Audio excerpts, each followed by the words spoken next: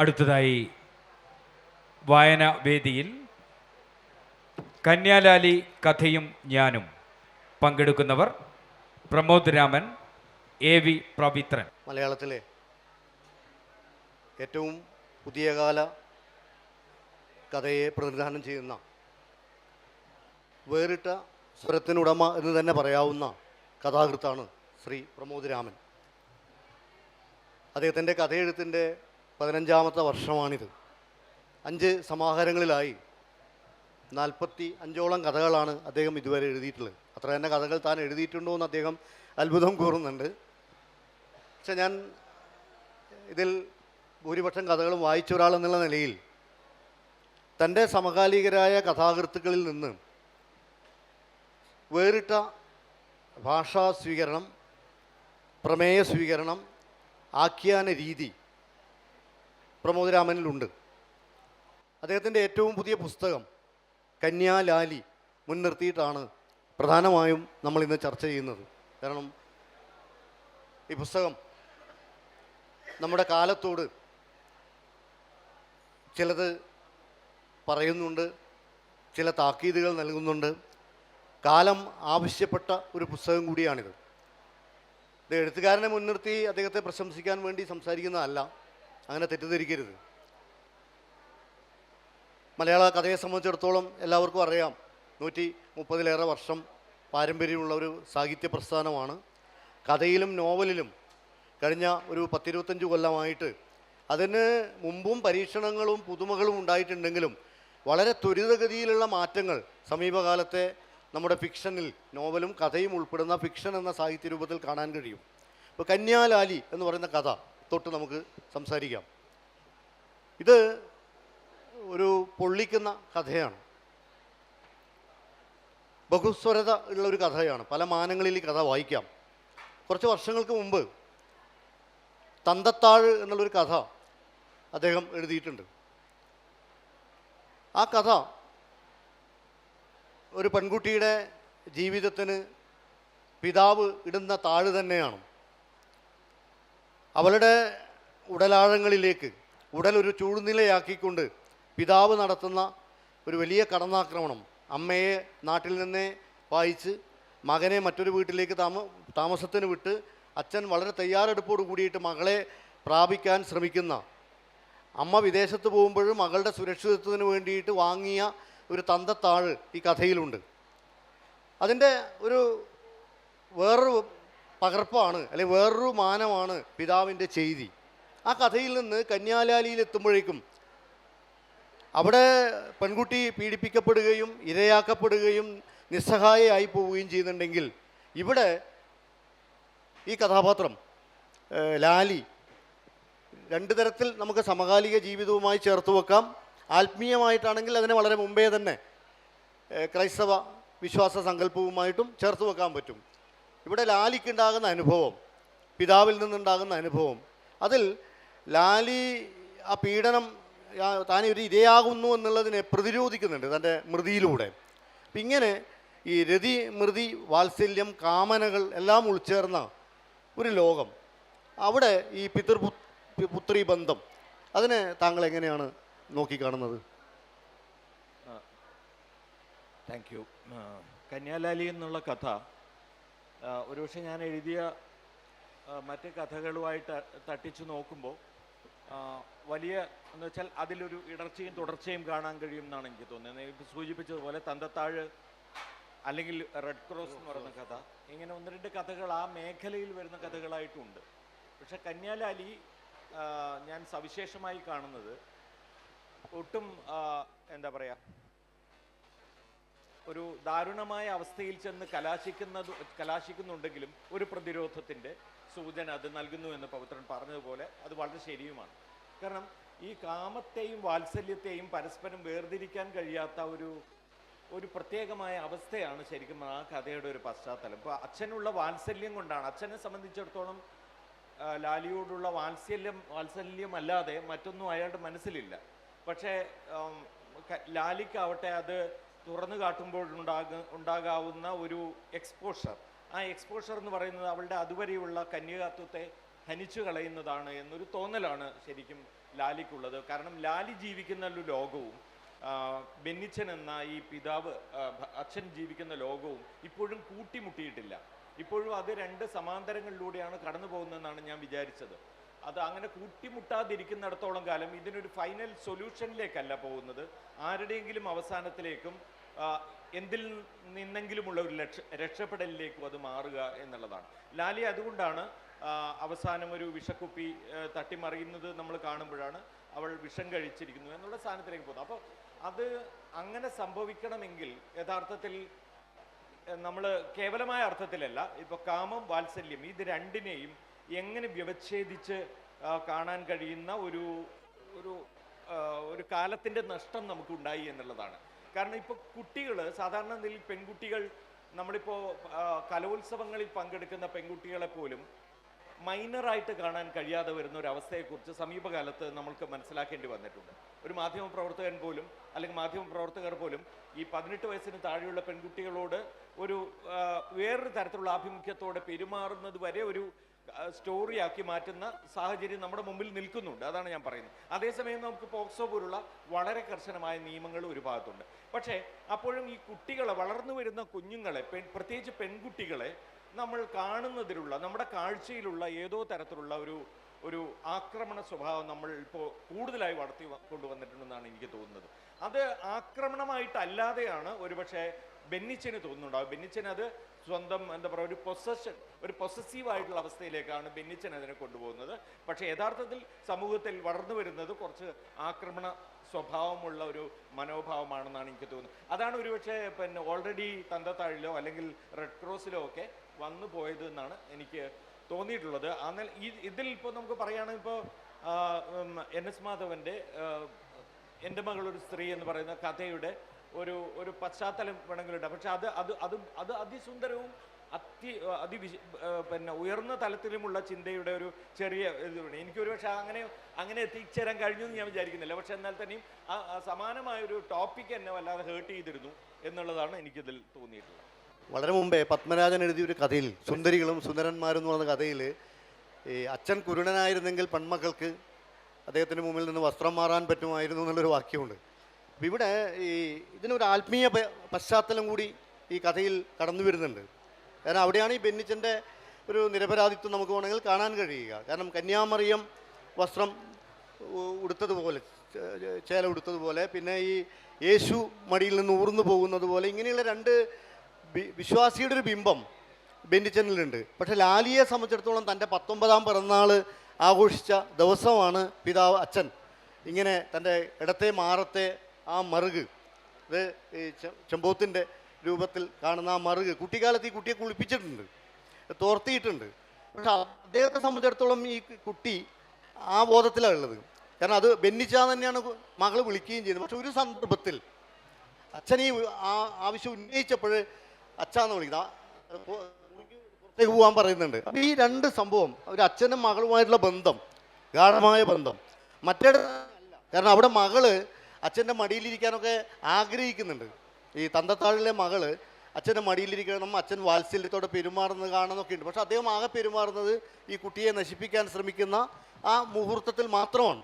അതും ഭീതിതമായ ഒരു അന്തരീക്ഷത്തിലേക്ക് പോവുകയാണ്. കാരണം ഞാൻ വാതിലുകൾ താഴിട്ട് പൂട്ടിയിട്ടുണ്ട് എന്ന് പറഞ്ഞുകൊണ്ടാണ് കഥ അവസാനിക്കുന്നത്. ഈ കന്യാമറിയത്തിലെ ഈ ആത്മീയ ധാര, ആ പശ്ചാത്തലം എങ്ങനെയാണ് കടന്നു വന്നത്? അത് ഞാൻ ശരിക്കും പറഞ്ഞ ബോധപൂർവമായി സൃഷ്ടിച്ച ഒന്നായിരുന്നില്ല. എനിക്ക് കഥയുടെ ഒരു തുടക്കം തന്നെ, അല്ലെങ്കിൽ ആ കഥ മനസ്സിലേക്ക് വന്നപ്പോൾ തന്നെ ശരിക്കും എനിക്ക് ഒരു കന്യകാത്വമായിട്ട് ബന്ധപ്പെട്ടതാണ് എനിക്ക് അതിനകത്ത് ആദ്യം വന്ന ഒരു കൺസെപ്റ്റ് എന്ന് പറയുന്നത്. കാരണം ഒരു കുട്ടി, നമുക്കിപ്പോൾ അറിയാവുന്നിടത്തോളം പെൺകുട്ടികളൊന്നും അങ്ങനെ ഇതിനെയൊന്നും അങ്ങനെ വാല്യൂ ചെയ്യുന്ന ഒരു കാലഘട്ടമൊക്കെ കഴിഞ്ഞു. നമ്മൾ മനസ്സിലാക്കുന്നിടത്തോളം അവരൊക്കെ അതിനെയും മറികടന്ന് ചിന്തിക്കുന്ന ആളുകളായി മാറിക്കഴിഞ്ഞിട്ടുണ്ട്. പക്ഷേ ഇപ്പോഴും കൺവെൻഷനലായിട്ട്, ഇപ്പോൾ ഇത് കുറവിലങ്ങാടിലുള്ള ഒരു വിശ്വാസി കുടുംബമാണ് ശരിക്കും ഇത്. അപ്പോൾ അവിടെയൊക്കെ എന്ന് വെച്ചാൽ അതിശക്തമാണ് അത്തരത്തിലുള്ള കാഴ്ചപ്പാടുകളും ഈ വിശ്വാസ സംഹിതകളുമൊക്കെ.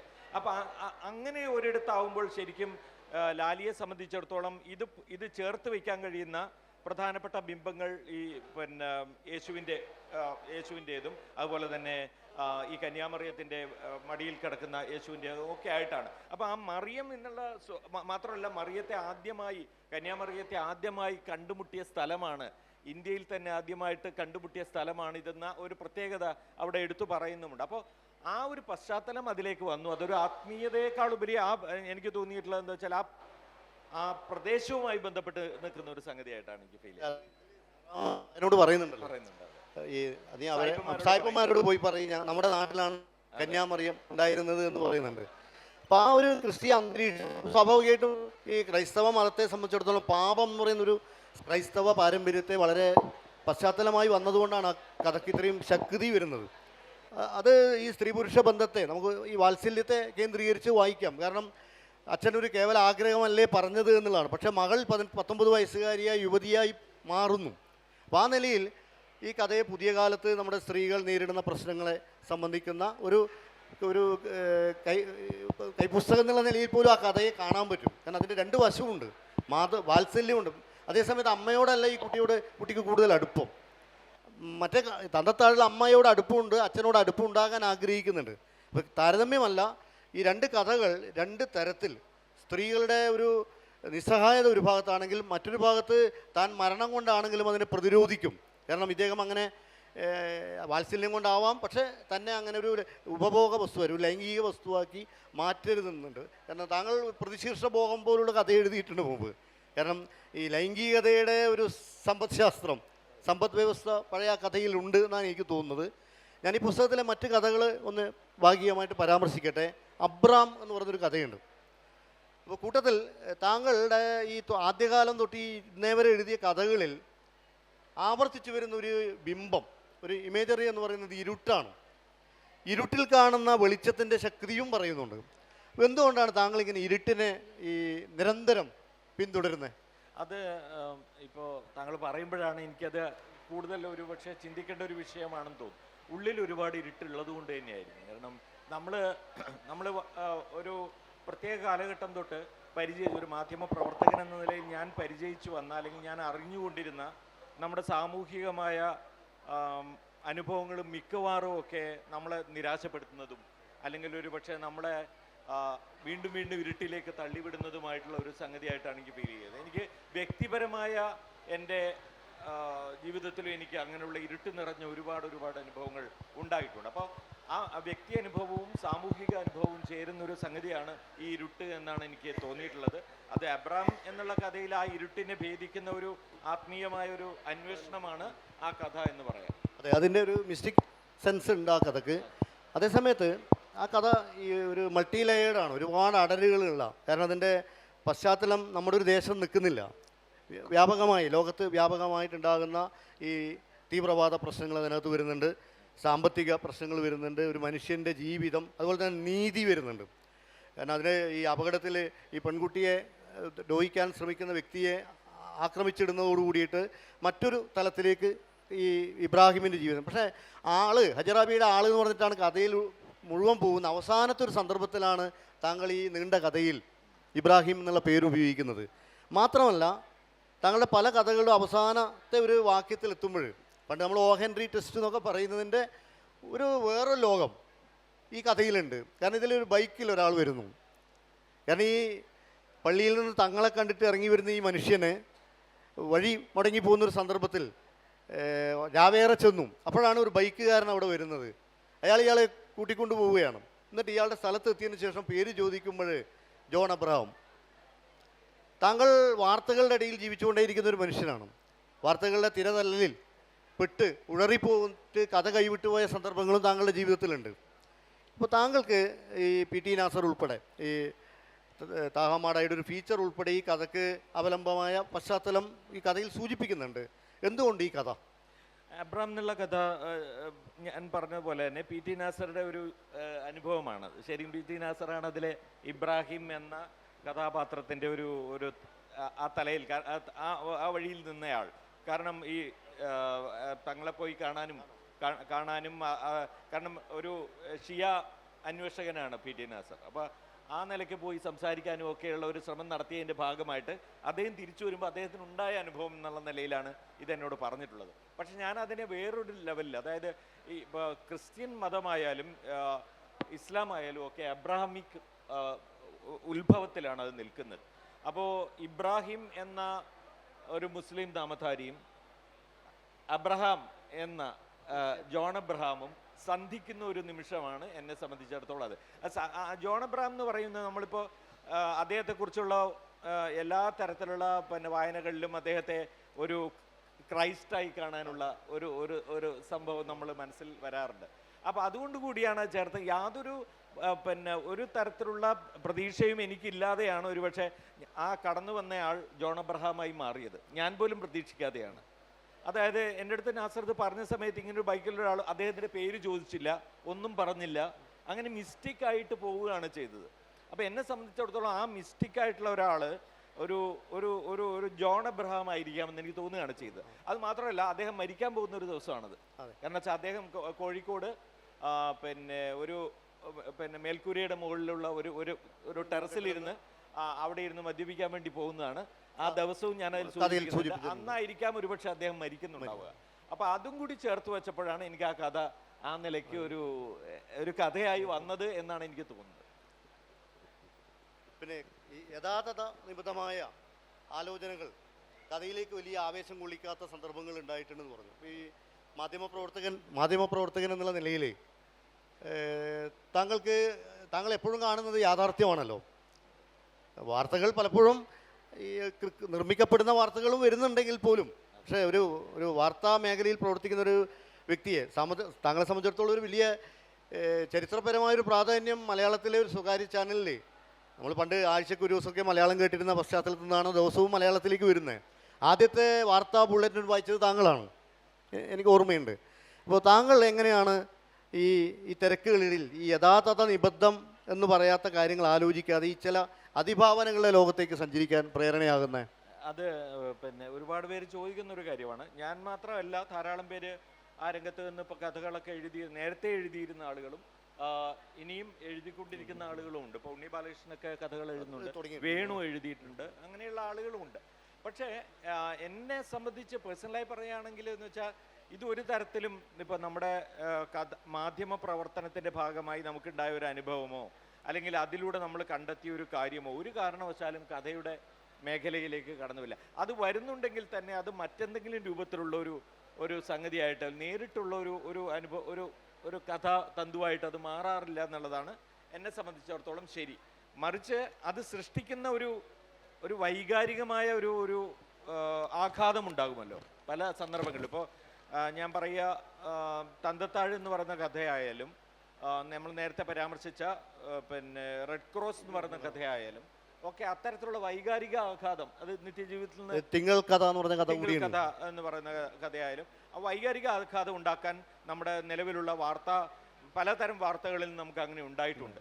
പക്ഷേ അതൊന്നും നേരിട്ടൊരു കഥയാവുക എന്ന നിലയിലേക്ക് പോവില്ല. അതുകൊണ്ട് ഞാൻ തന്നെ കഴിഞ്ഞ ഒരു 5 വർഷത്തിനിടയിൽ എഴുതിയ കുറച്ച് കഥകൾ മാത്രമാണ് ഇതിനകത്തുള്ളത്. അത്ര എഴുതാൻ പറ്റുള്ളൂ. അപ്പോൾ അത് യഥാർത്ഥത്തിൽ നമ്മളെ വല്ലാതെ ഹേർട്ട് ചെയ്യുകയോ ഹോണ്ട് ചെയ്യുകയോ ഒക്കെ ചെയ്യുന്നതിന് മാത്രമേ അത് കഥയായി മാറുകയുള്ളൂ. അത് സംഭവിക്കുന്ന സന്ദർഭങ്ങൾ ഉണ്ടാകാം, ഇല്ലെന്ന് തന്നെ പറഞ്ഞത്. പക്ഷേ ഇതുവരെ എനിക്ക് അങ്ങനെ നേരിട്ടൊരു കഥയിലേക്ക് പോകാൻ കഴിഞ്ഞിട്ടില്ല. ഇപ്പോൾ ഈ പൊതുദർശനം എന്ന് പറഞ്ഞ കഥയിൽ അതിൻ്റെ ആഖ്യാനത്തിൽ താങ്കൾ ഉപയോഗിക്കുന്നത് നമ്മുടെ ഈ ഫോൺ ചാറ്റിംഗ് ഭാഷയാണ്. വാട്സപ്പ് കൂട്ടായ്മകൾ വരുന്നു, അവരുടെ ഒരു ഭാഷയിലൂടെയാണ് അതിലെ കഥയുടെ പകുതി സന്ദർഭങ്ങളും പോകുന്നത്. കഥാകൃത്ത് നേരിട്ട് വിവരിക്കുന്ന സന്ദർഭങ്ങൾ വളരെ കുറവുമാണ്.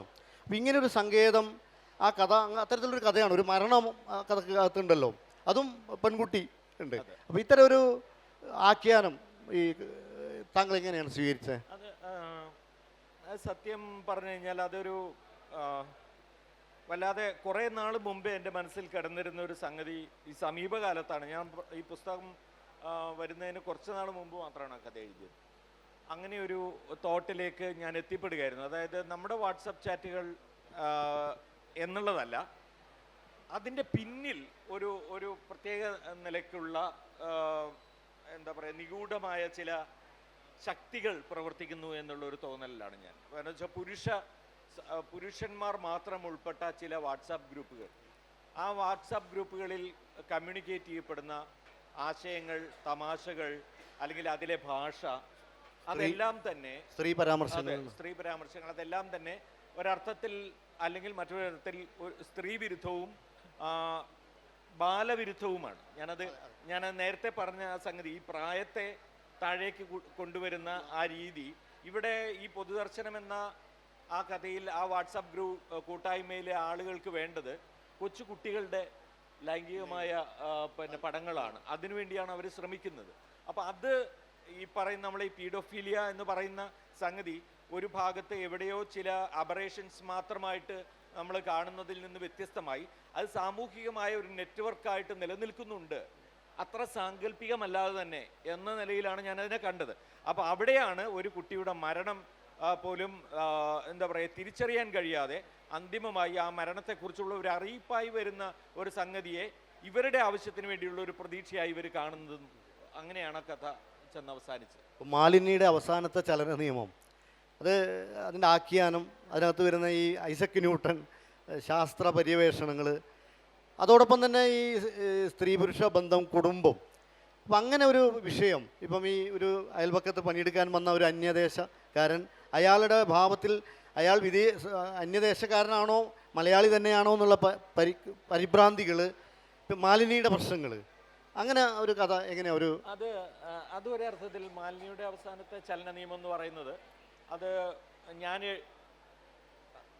ഞാൻ എഴുതിയ പല കഥകളിലും ഒരുപക്ഷെ കണ്ടിരിക്കാവുന്ന ചില ആളുകൾ അതിനകത്ത് വന്നിട്ടുണ്ട്. കുടുംബം എന്നുള്ള ഒരു വ്യവസ്ഥയോടുള്ള എൻ്റെ വിമർശനം പല കഥകളിൽ ഫ്രോഡ് എന്നൊക്കെ പറഞ്ഞ കഥകളിൽ വരുന്നുണ്ട്. അനുവിനെ കാണൂ, അതെ ഏറ്റവും ഒടുവിൽ അതാണല്ലോ എഴുതി, അനുവിനെ കാണൂ.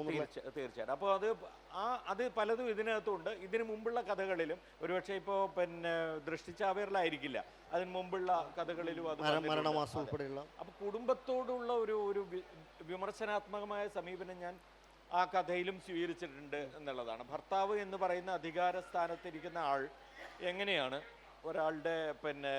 മറ്റൊരാളുടെ പേഴ്സണലായിട്ടുള്ള ഏറ്റവും അവരുടെ സൂക്ഷ്മമായ ഒരു അസ്തിത്വത്തെ നിഷേധിക്കുന്നത് എന്നുള്ളതാണ്.